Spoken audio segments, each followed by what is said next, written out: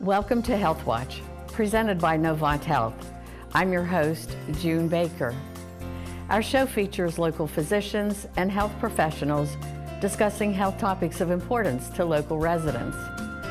First, we'll welcome Dr. Andy Smith of Novant Health Surgical Associates. Then we'll meet Dr. Doug Rice, who has recently joined Novant Health Gastroenterology, Brunswick. Stay tuned to learn about these valuable health topics with HealthWatch.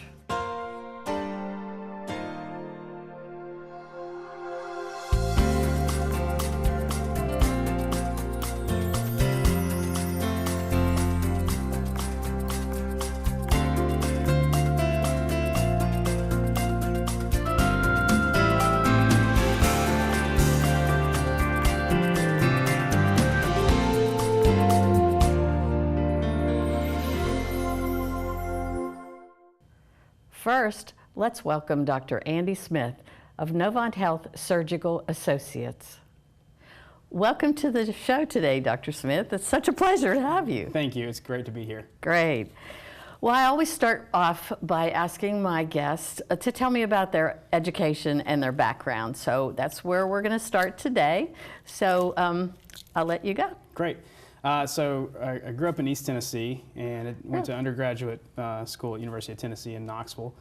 I was a biochemistry, cellular, and molecular biology major there. Oh my. From there I went down to Memphis and went to medical school at the University of Tennessee College of Medicine, which the main campus is located in Memphis.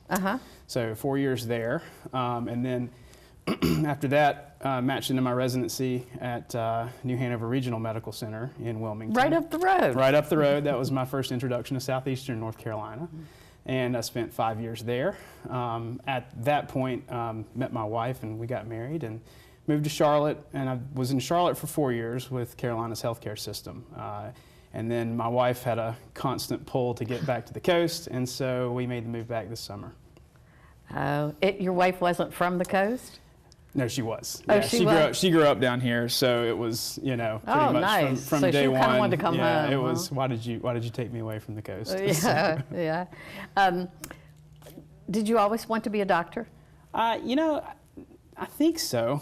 It's an interesting question. I was the first person in my family to go into medicine. My dad was an engineer, so you know, I grew up around science for sure, right, sure. And liked it. But wasn't until I was able to follow a orthopedic surgeon around, believe it or not, when I was in high school, and really got interested in that, and then went on to medical school and you know, fell in love with my general surgery rotation. So, wow, that's nice. And I was going to ask you what brought you back to the area, but you kind of already told me that your wife was from this area, right? That's right. That's right. Yeah, she was born and raised in Wilmington, and of course that's where we met. And then her parents are still down here, and Charlotte was great, but like I said, it is a great city. I think for people who have grown up here and are used to the things that this part of the state offers you, you know, it's hard to leave it. So yeah, it is. It's a great place to live. We love it here.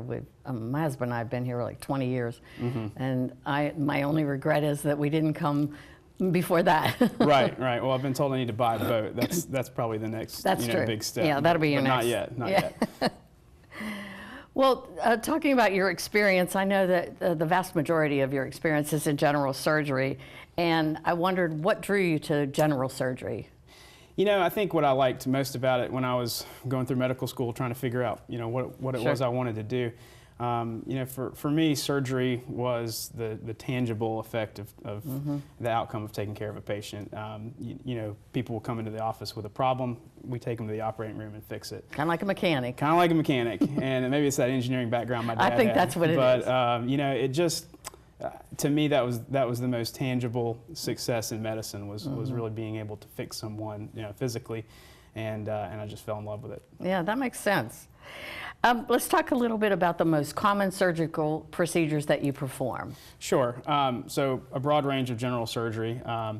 You know, I'll operate on anything from skin disorders, which include skin cancers and, you know, lipomas and lesions like that. Thyroid disease, we do thyroid surgery. Of course, you know, as a general surgeon, we describe ourselves as the skin and all of its contents as far as what we take care of. But the gastrointestinal tract, stomach, small intestine, colon surgery, Of course, we do colorectal and hemorrhoid surgery as well.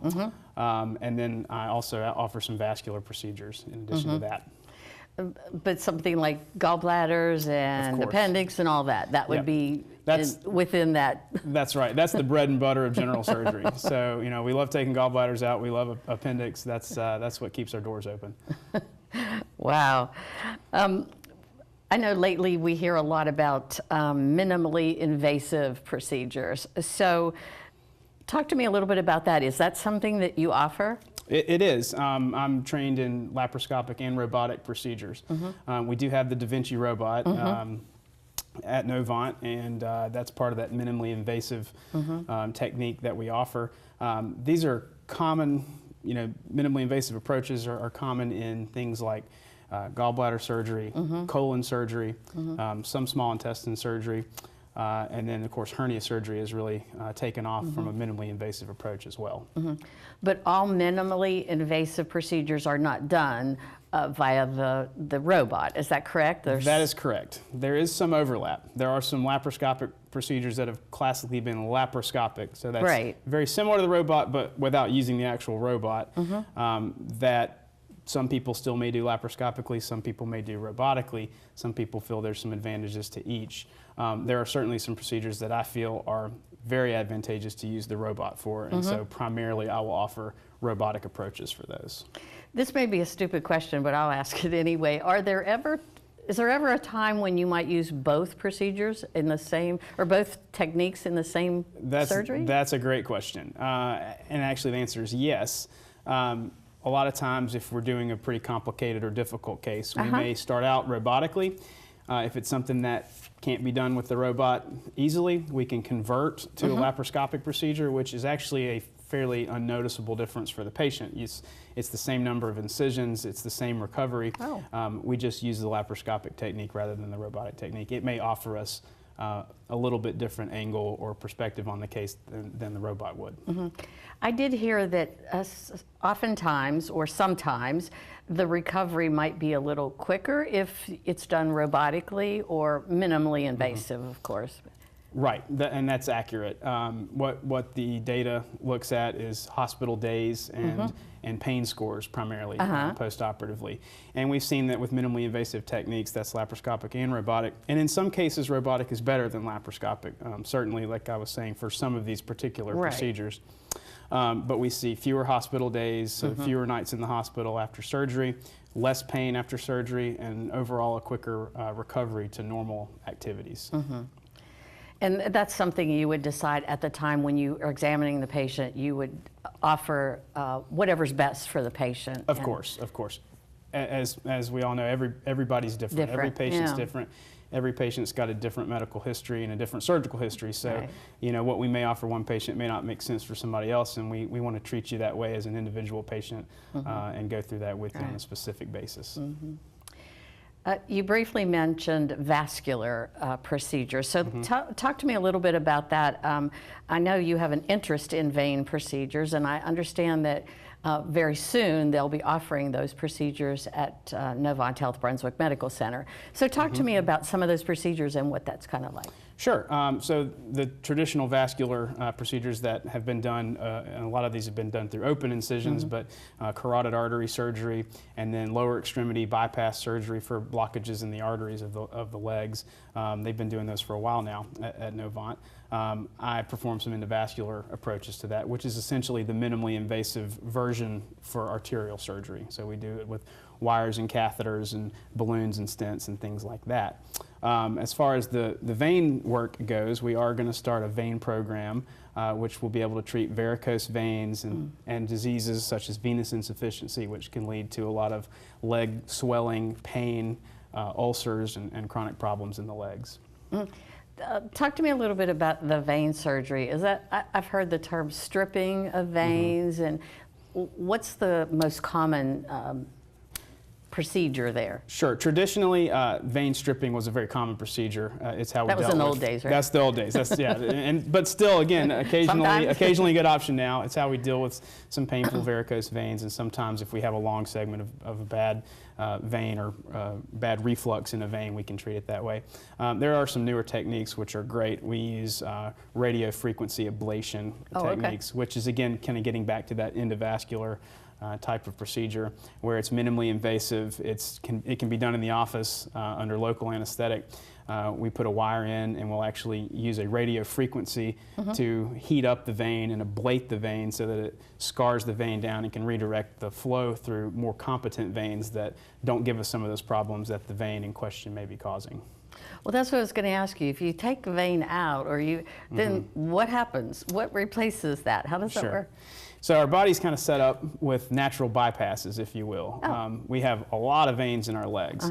There are some main highway veins, some interstate veins, and then there's some back road veins.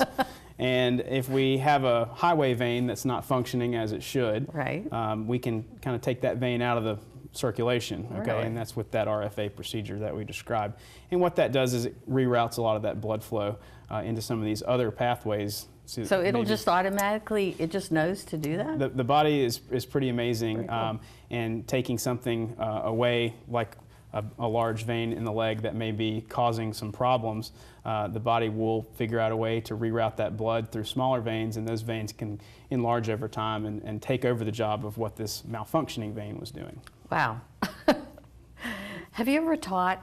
You sound like kind of sound like a teacher. Well, I think there's a lot of teaching in medicine. If you're explaining things to your patient the way you ought to, then I think it comes out, a lot like that sometimes. And, part of our job is to be able to take things that it took us a lot of years to figure out and to understand, and try to put those into some terms that a patient can understand. And to me, that's part of the fun of my job, is being able to relate in that way with patients. Well, you do a great job at that. Well, thank you. Well, let's talk a little bit about your offices. I know that you have several locations in which you practice, and let's talk about those areas. And where are you located? Sure. So I guess my home base is going to be, at the Novant Health Brunswick Hospital. We have an office right there on campus. Right. And certainly spend a good bit of time there. I also have a second office location where I'm at on a weekly basis in Southport. Nice. Yes, and it's actually at the old Novant Oceanside Family Medicine. On House Street. On House Street, that's right. They've relocated, of course, to the Pine Forest area. Pine Forest, beautiful building. Yeah. But we've taken their old office, and we're spending some time there, along with, I think, some OBGYN folks over there. Yes, and urology, I think. Urology, OBGYN, and surgery, so that's great. Well, you may not know the answer to this, but do we need a referral to see you? I think I do know the answer. What I'll tell you is some insurance companies may require that. However, you can always pick up the phone and call us, and we'll help you figure it out. Oh, okay. Yeah, I think there are some insurance companies that may, but I think in general, you don't really need one. It's pretty few and far between. If you're interested in coming to see us, you pick up the phone and call us, and if we can't get you in without a referral, then we'll figure out, what we need to do to make that happen. Well, that's good. I know you have a great office staff. I know your office staff personally, and your office is one of my favorite offices to visit. It's just, they're always so welcoming. Sure. It's been a pleasure joining this practice down here. I think, I have some senior partners. Tell me about those. Sure. So Dr. Tillotson and Dr. DeSandre and Dr. Scallion have been a real presence in Brunswick County for a long time. They have very long time. And they've taken great care of the patient population down here, and they do an amazing job. And of course, another kind of young guy in the group, I guess, if we're saying that, is Max Beninati, who's fantastic and also trained in minimally invasive approaches. We've had him on the show, and I've actually been in the operating room with him, and we've seen the Da Vinci robot, so that's pretty cool. And he's fantastic and very well trained. He does a good job. And they're just a great group of folks to work with. They are very The office nice. staff is wonderful as well, and it's, anytime you leave a job you really liked, and I certainly liked where I was, you never know what you're walking into for sure. But I've been really pleasantly surprised with everyone, and I think it's a fantastic practice, and we all have in common that we really enjoy delivering excellent health care to the people in Brunswick County. Well, I can tell you we're very happy to have you here, and especially excited about the new vein procedures that are coming. I think that's something that we've been lacking here in Brunswick County for a while, so looking forward to that. And how might we get in touch with you if we'd like to make an appointment? Maybe we have something we'd like to have removed, a lesion or something. How might we do that? Sure. Easiest way is pick up the phone and call our office. Phone number is 910-721-4000, 4000. That's easy. Yep, absolutely. And they will find somebody that can help you. Well, Dr. Andy Smith, it's been such a pleasure to get to know you and to have you here today, and I look forward to catching up with you later about those vein procedures. All right, pleasure's mine. Thank you. Thank you.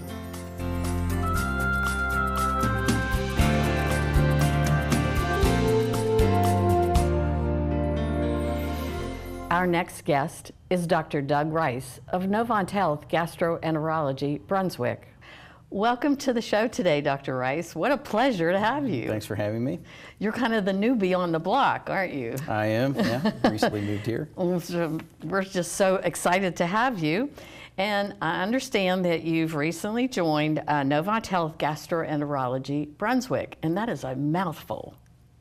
That is such a long title, but so that's what the practice is called. And so we're happy to have you here. So we want to start out by hearing more about you. I want to learn where you went to school and some of your experiences. And okay. Yeah, so I did my undergraduate studies at University of Notre Dame. And at that point, Fighting Irish. The Fighting Irish, yeah, I'm a big fan. Still watch a lot of Fighting Irish football. I'm sure. But when I was there, actually, I was a civil engineering major. I wasn't in pre-med at the time. Yeah. So studied engineering as an undergraduate, and after college, I didn't go straight into medical school. I actually worked for a little while.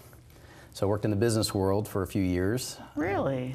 Doing mostly systems integration consulting, traveled around to different client sites, and we would implement various software systems to help clients with their business processes. We'd be on projects for a long time, very large teams. I did that for a number of years, had a great time with it. Yeah. While I was doing it, yeah. Wow, that's awesome. Yeah. So why did you then go to medical school? Why did you want to be a doctor? Yeah, so it's a little bit of a more non-traditional track. There are actually a fair number of people these days that do that, that make a career change like this. But I think along the way, I had some friends who were physicians, and I kept in touch with them. Knew these friends in college, and I kept in touch afterwards. And it seemed really interesting what they did. I'd always liked math and science, and I had thought about medical school. It had crossed my mind. At the time, the timing never really just seemed right. So it kept coming up over and over. Got involved with some community service, and I really liked it. And I enjoyed my job, and it was challenging, and I liked the thought process, but I really wanted to have more of an impact. So that's when I kept bringing this up. I think my wife got tired of hearing it, and she said, if you're going to do this, let's sit down, let's figure this out, and you should do it. And so we sat down, we figured out a plan, and I went back, and I had to take a few courses. It had been a few years since I was out of school at that point, so I had to take some prerequisite courses and become a student again, jump back into the academic environment, and was able, I got accepted to a few medical schools and ended up going to the University of Kentucky. Nice. Yeah, so ended up at University of Kentucky, had a great time there. My wife actually went there for undergraduate studies, so it was a nice fit for her to come back to Lexington for a little while. And we had a nice experience in medical school, and during that time I had to figure out what type of physician did I really want to be.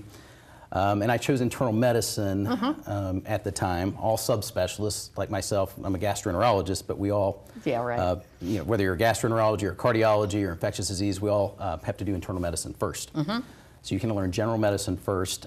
So I chose internal medicine with the thoughts of maybe going into GI. I had an interest in it in medical school, but I wasn't quite sure yet.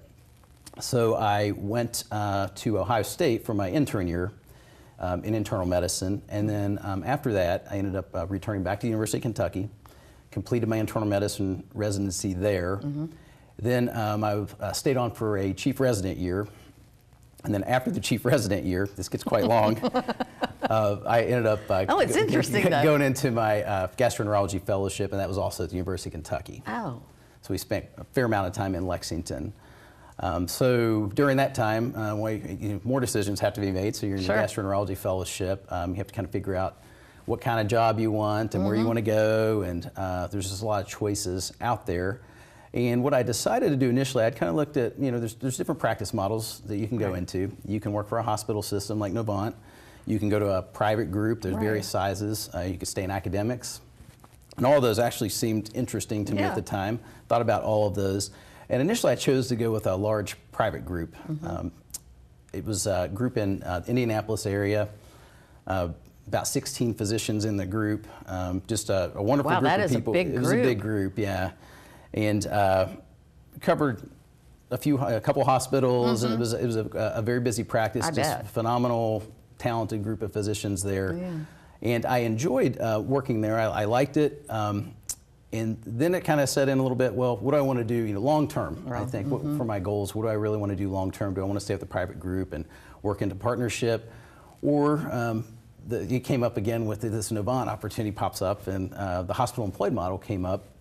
And it seemed like a better fit for me, I think, long term for what I wanted to do. Sure. And chose basically Novant after my private practice experience. Right. Well, I know that Novant Health is very, very happy to have you, and you're joining a wonderful group, the one here in Brunswick. And I know your partner, Dr. Lamphere, I know he's very happy to have you here with him. So that's going to be a great practice. And so I was going to ask you what led you to come to this area, but I assume it's because of the job, because of the... The job was a big driver. My wife and I had looked at coming maybe to the southeast when I was in training. We thought about getting closer to the coast. Sure. We always enjoyed coming down this way. Right. In Carolinas area, vacationing. And so that was part of it. The job was a big part. The location was huge. Sure. And also, I have some family that are seriously thinking about moving down. My parents are thinking of moving down here, so that's a big driver for them to come down. And so I think it will be nice if we can get everybody. Your whole family will be here. And of course, when you move to a place like this, everyone wants to visit. Of course they do. You get a lot of visitors. Of course they do. So I think we'll actually see people more here than maybe what we did. You may very well do that. Well, that's great. Do you like water sports?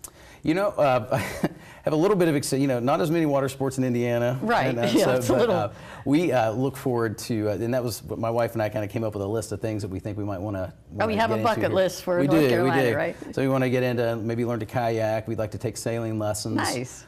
So probably start off there and see what we like, and then kind of as the activities come up. Yeah. Well, I think you've come to the right place then.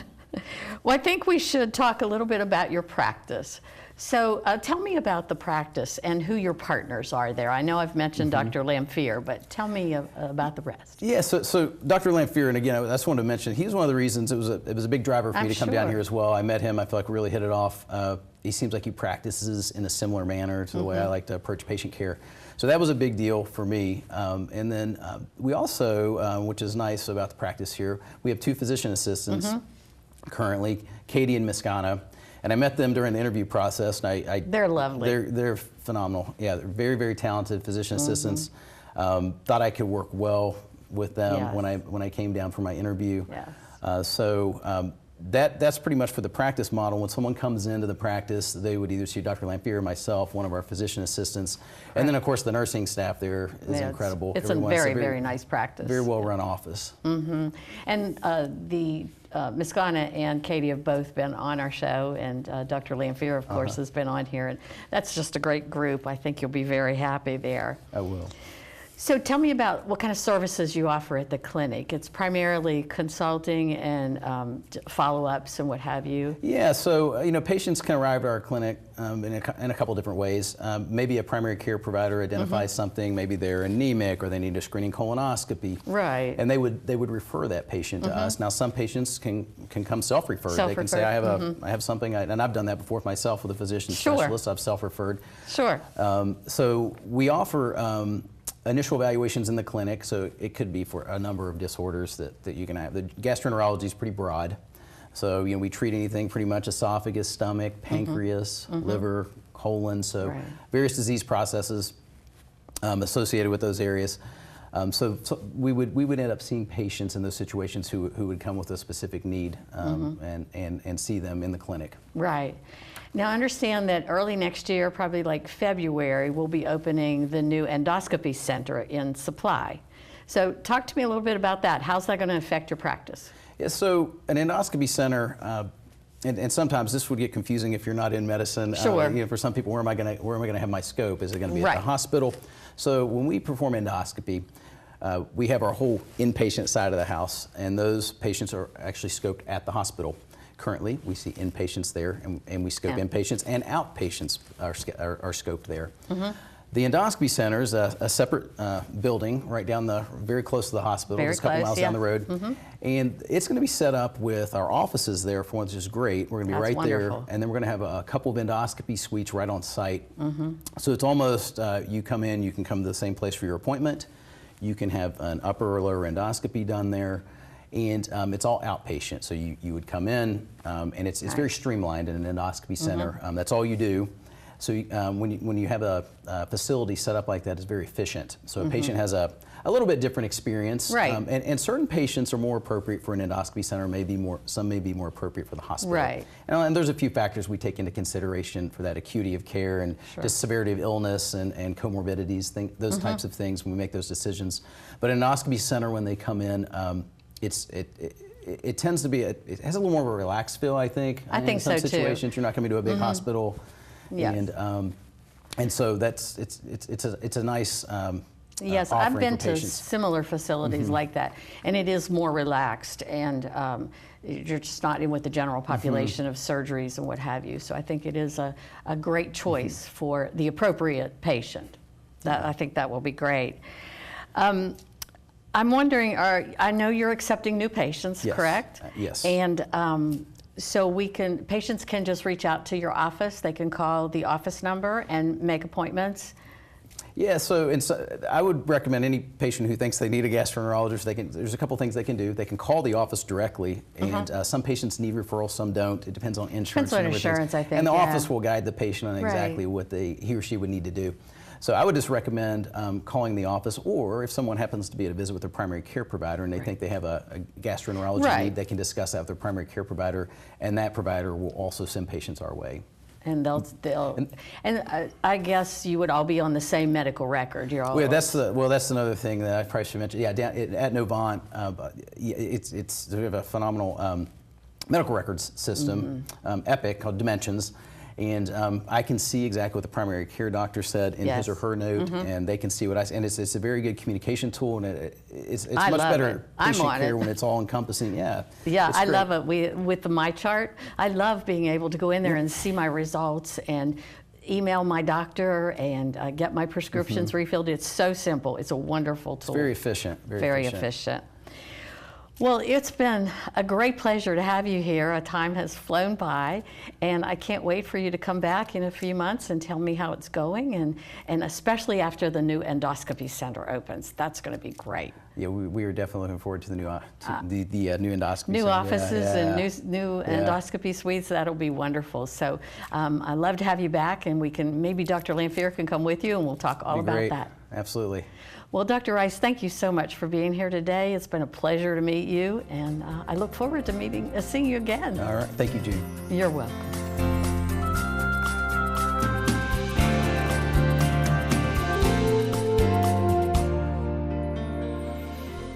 Thank you for tuning in to ATMC TV's Health Watch.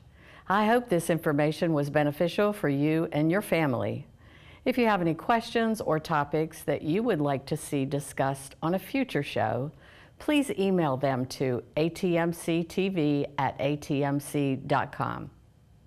For more information on Novant Health, visit our website at novanthealth.org. Thanks again for joining us today. Be sure to join us next time for Health Watch on ATMC TV.